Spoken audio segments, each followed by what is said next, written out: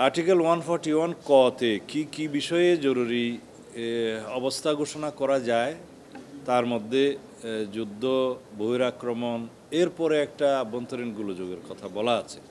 এই আভ্যন্তরীণ গোলযোগ যেহেতু একটা ব্যাপক টার্ম, এটা অপব্যবহার হওয়ার বা করার একটা সুযোগ ছিল, সেজন্য এইটা বিলুপ্ত করে তদস্থলে কি সংযুক্ত করা যায় সেই বিষয়টা নিয়ে তখনও বিস্তারিত আলোচনা হয়েছে, আজকেও হয়ে একটা সিদ্ধান্তে আসা গেছে যে এই শব্দ দুটোর পরিবর্তে যদি এখানে রাষ্ট্রীয় স্বাধীনতা, সার্বভৌমত্ব এবং অখণ্ডতার প্রতি হুমকি, রাষ্ট্রীয় অখণ্ডতার প্রতি হুমকি বা মহামারী বা প্রাকৃতিক দুর্যোগ, এই শব্দগুলো প্রতিস্থাপনের জন্য আমারও প্রস্তাব ছিল, হাউজের অনেকেরই প্রস্তাব ছিল বিভিন্নভাবে। তো এখানে আরও একটা শব্দ ছিল, সেটা আজকে আর আলোচনায় আসেনি, তা হলো কনস্টিটিউশনাল ক্রাইসিস যদি হয়। এটাও অ্যাগেইন এমন একটা বড় টার্ম যে সেটাকে বিভিন্নভাবে ইন্টারপ্রিট করা যেত, সেই জন্য আমরা আর এদিকে যাইনি। তো এই শব্দগুলো প্রতিস্থাপিত হবে আভ্যন্তরীণ গোলযোগের শব্দ দুটির জায়গায়, এ বিষয়ে ঐকমত্য হয়েছে। দ্বিতীয় হলো যে জরুরি অবস্থা ঘোষণার সময় রাষ্ট্রপতির ক্ষমতা, তবে প্রধানমন্ত্রীর প্রতি স্বাক্ষরের বিধান আছে। তো এই ক্ষেত্রে শুধুমাত্র প্রধানমন্ত্রীর প্রতি স্বাক্ষরের বিধান না রেখে কমিশনের প্রস্তাব ছিল মন্ত্রিসভার অনুমোদন। তো সেই বিষয়ে আমরা ওই দিনই একমত পোষণ করেছিলাম। আজকে এই বিষয়ে সর্বসম্মত ঐকমত হয়েছে। তবে এখানে একটু এডিশন এসছে অনেকের প্রস্তাবের মধ্য দিয়ে, যাতে জরুরি অবস্থা ঘোষণা সংক্রান্ত মন্ত্রিসভা বৈঠকে বিরোধী দলীয় নেতা অথবা তার অনুপস্থিতিতে বিরোধী দলীয় উপনেতা যেন অংশগ্রহণ করেন, তাকে আহ্বান জানানো হয়। তো সেটা সংযুক্ত করা হয়েছে। আর জরুরি অবস্থার সময় কি বিষয় জরুরি মানে অবস্থার বা জরুরি আইনের বাইরে থাকবে, সেই বিষয়ে ওই দিনই সেটা একমত আসা গেছিল যে জীবনের অধিকার, রাইট টু লাইফ, এটা যেন প্রোটেক্টেড থাকে জরুরি আইন ঘোষণা হলেও। তখন আমার প্রস্তাব ছিল যে আর্টিকেল 47 ক যাদের বিরুদ্ধে অ্যাপ্লাই হয়, অনেকে বলেছে যে আমি যেভাবে মানে সাংবিধানিক কথাগুলো বলি যে এটা নাকি মানে সাধারণ পর্যায়ে যে একটু ইন্টারপ্রিটেশনে অসুবিধা হয়, সেই জন্য আমি আজকে একটু খোলাসা করে বলি। আর্টিকেল 47 কটা হচ্ছে যুদ্ধাপরাধ, মানবতা বিরোধী অপরাধ, গণহত্যা ইত্যাদির জন্য যাদের বিরুদ্ধে অভিযোগ গঠন করা হয়েছে, বিচার হয়, তারা মৌলিক মানবিক মানে ফান্ডামেন্টাল রাইটসের কিছু কিছু বিষয় তাদের জন্য অ্যাপ্লিকেবল হয় না। তার মধ্যে আর্টিকেল 31, 35-এ যা আছে সেটা অ্যাপ্লিকেবল হয় না। এখন সেই আর্টিকেল 31, 35 বলতে গেলে অনেক লম্বা হবে, সেটা অনেকটা আপনার দণ্ডের ক্ষেত্রে আর অনেকটা হচ্ছে বিচার প্রাপ্তির ক্ষেত্রে কিছু বিধান আছে, এগুলো আপনারা দয়া করে দেখে নেবেন।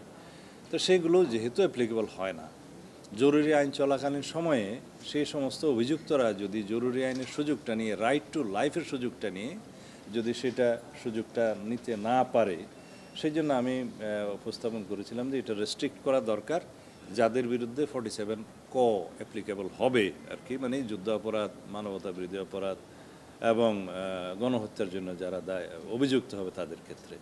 তো এখানে রাইট টু লাইফ এটা অবশ্যই প্রোটেক্টেড থাকতে হবে, সেটা আমরা সবাই ঐকমত্য পোষণ করেছি।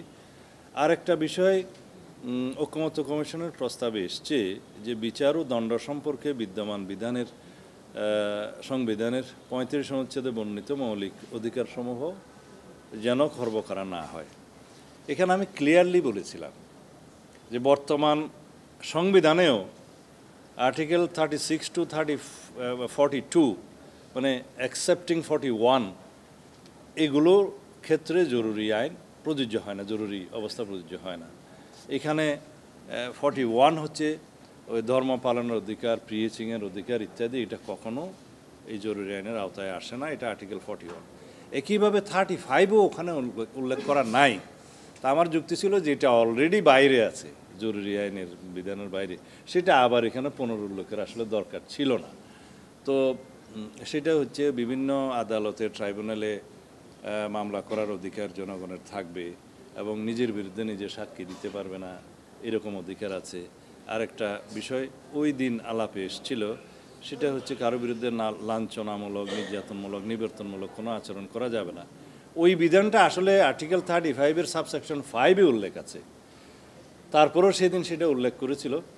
তা আমরা সেটা দ্বিমত তখন পোষণ করি না, এই জন্যে যে জনগণ আসলে জানতে চায় যে তার কি কি অধিকার প্রোটেক্টেড থাকবে জরুরি আইন ঘোষণা হলেও, জরুরি অবস্থা ঘোষণা হলেও।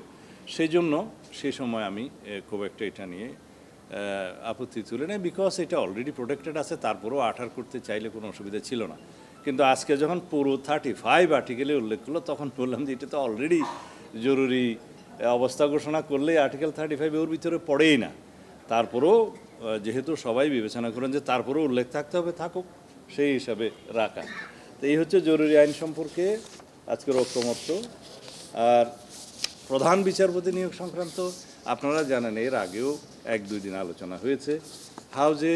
সবাই একমত যে রাষ্ট্রপতির যে সীমাহীন ক্ষমতা প্রধান বিচারপতি নিয়োগের ক্ষেত্রে এখন আছে আর্টিকেল 95-এ, যে বাংলাদেশের যে কোনো নাগরিককে প্রধান বিচারপতি হিসাবে নিয়োগ দেওয়া যায় যদি তার প্রধান বিচারপতি হওয়ার জন্য যে অন্যান্য যোগ্যতা আছে সেগুলো থাকে। সেখানে হাইকোর্ট ডিভিশন বা আপিলেট ডিভিশন বা অন্য কোনো ক্রাইটেরিয়া ওখানে কোনো কিছু উল্লেখ করা নাই। তো সেই জন্য সেটা আমাদেরই প্রস্তাব ছিল যে রাষ্ট্রপতিকে এখানে চিফ জাস্টিস নিয়োগের ক্ষেত্রে যেহেতু তিনি স্বাধীন সাংবিধানিকভাবে, সেই ক্ষেত্রে চিফ জাস্টিস নিয়োগের ক্ষেত্রে আপিল বিভাগের বিচারপতিদের মধ্য থেকে নিয়োগের জন্য আমরা বাধ্যবাধকতা রাখি।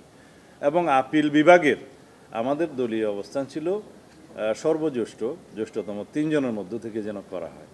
পরে হাউজে আলোচনার পরে আমরা একটা জায়গায় এসেছিলাম যে সিনিয়র মোস্ট 2 জনের মধ্য থেকে যেন রাষ্ট্রপতি চিফ জাস্টিস নিয়োগ করেন।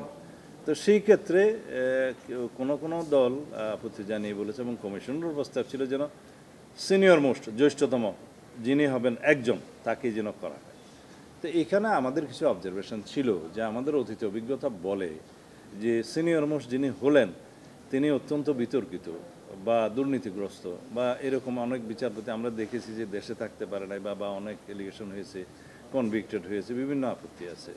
তো সেই জন্য একটা বিধান ওখানে করা যে আর্টিকেল 96 অনুসারে যাদের বিরুদ্ধে সুপ্রিম জুডিশিয়াল কাউন্সিল বিভিন্ন রকমের অভিযোগ আছে এবং সেটা তদন্তাধীন, তারা বাদ যাবে। এবং সর্বজ্যেষ্ঠ 2 জনের মধ্যে থেকে হলে একটা অপশন থাকবে যে কোনো কারণে যদি 1 নম্বর ব্যক্তি বা সিনিয়র মোস্টের বিরুদ্ধে কোনো রকমের কোনো অবজারভেশন থাকে, এটা ইন প্র্যাকটিস দেখা যায়, তখন যাতে অ্যাটলিস্ট আরেকটা অপশন থাকে। তো এটা অনেকেই মনে করেছেন যে এটা হয়তো রাজনৈতিকভাবে প্রভাবিত হবে, কিন্তু এখানে যেহেতু রাষ্ট্রপতি নিয়োগের ক্ষেত্রে বা ইলেক্টেড হওয়ার ক্ষেত্রে আমাদের একটা প্রস্তাব আছে যে লোয়ার হাউসে বা আপার হাউস যদি গঠিত হয়, আপার হাউস সহ রাষ্ট্রপতি গোপন ভোটের মাধ্যমে স্বাধীনভাবে এমপিরা ভোট দিয়ে রাষ্ট্রপতি নির্বাচন করবেন। তো সেই ক্ষেত্রে তো রাষ্ট্রপতি আগের রাষ্ট্রপতির মতো হবে না। সেই বিবেচনায় আমরা বলেছি যে এটা রাষ্ট্রপতির হাতে থাকা উচিত। তো যেহেতু 2 জনের মধ্য থেকে হবে না, 1 জনের মধ্য থেকে হবে, এই বিতর্কটা শেষ করা যায়নি। সেজন্য ঐক্যমত্য কমিশন একটা প্রস্তাব এভাবে দিয়েছেন যে সিনিয়র মোস্টকে বিচারপতি প্রধান বিচারপতি হিসাবে রাষ্ট্রপতি নিয়োগ দিবেন, তবে কোনো দল তার নির্বাচনী ইশতেহারে উল্লেখ করে যদি ম্যান্ডেট প্রাপ্ত হন, তখন সেই দল যদি ম্যান্ডেট প্রাপ্ত হয় তখন তারা 2 জনের প্রভিশনটা সংবিধানে রাখতে পারবেন।